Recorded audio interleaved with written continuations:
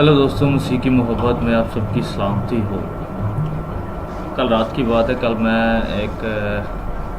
حوالہ سٹڈی کر رہا تھا، یہ سایہ 54 باب اس کی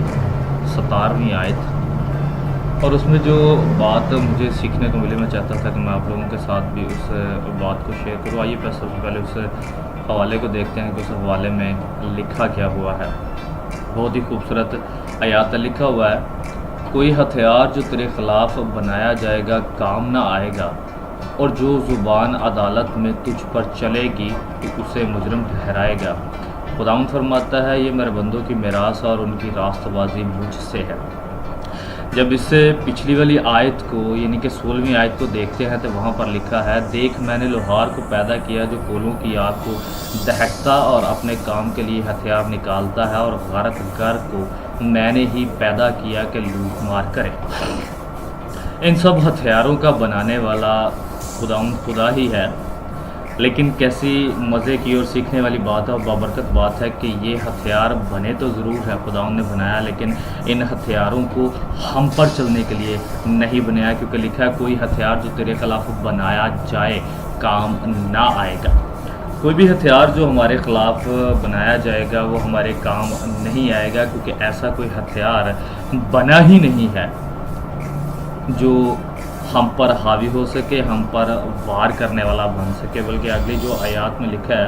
اگر کوئی مشکل آتی ہے، اگر کوئی پریشانی آتی ہے، یا کوئی آپ لوگوں کو عدالت میں کچہری میں گھسیٹتا ہے، لے کر جاتا ہے، تو وہ خود ہی وہاں پر مجرم ٹھہرایا جائے گا، وہ خود ہی وہاں پر جھوٹا قرار پائے گا، کیونکہ ایسا کوئی ہتھیار بنا ہی نہیں ہے، ایسی کوئی کچہری بنی ہی نہیں ہے، ایسی کوئی عدالت بنی ہی نہیں ہے جو آپ لوگوں کے خلاف جانے والی بن سکے، بشرطے کہ اگر آپ لوگوں کا ایمان خدا پر ہے، اگر آپ لوگ ایمان رکھتے ہیں کہ یسوع مسیح ہمارا شخصی نجات دہندہ ہے، یسوع مسیح نے میرے گناہوں کی خاطر صلیب پر مصلوب ہوا ہے، یسوع نے میرے گناہوں کی خاطر مار کھائی ہے، یسوع مسیح نے میرے گناہوں کی خاطر اس کے سر پر کانٹوں کا تاج رکھا گیا، اگر تو آپ لوگ ان باتوں پر یقین کرتے ہیں تب ہی کوئی بھی ہتھیار جو آپ لوگوں کے خلاف بنے گا، بلکہ ایسا کوئی ہتھیار بنا ہی نہیں ہے جو آپ لوگوں کے خلاف استعمال ہونے والا بن سکے۔ آج کا یہ میسج میں آپ لوگوں کے ساتھ چھوٹا سا ڈیووشنل میسج شیئر کرنا چاہتا تھا، جو میں نے سیکھا تھا، جو میں نے برکت پائی تھی جس میسج کے وسیلہ سے، تو میں چاہتا تھا کہ آپ لوگوں کے ساتھ بھی اس میسج کو شیئر کیا جائے۔ ہو سکتا ہے کہ وقتی طور پر آپ کے حق میں بات نہ جا رہی ہو، لیکن اس کا یہ مطلب نہیں ہے کہ خدا موجود نہیں ہے۔ یہ بھی ہو سکتا ہے کہ وقتی طور پر آپ کے خلاف سارا کچھ جا رہا ہو، لیکن اس کا یہ مطلب نہیں ہے کہ خدا آپ لوگوں کی زندگی میں کام نہیں کر رہا۔ ہو سکتا ہے خدا جو وقتی طور پر آپ لوگوں کو ابنڈنس جو خدا کی طرف سے ہے وہ محسوس نہ ہو رہی ہو، لیکن اس کا یہ مطلب نہیں ہے کہ ہمارا خدا جو ہے وہ ابنڈنس کا خدا نہیں ہے۔ وہ ابنڈنس کو ڈیلیور کرتا ہے آپ لوگوں کی زندگی میں، بس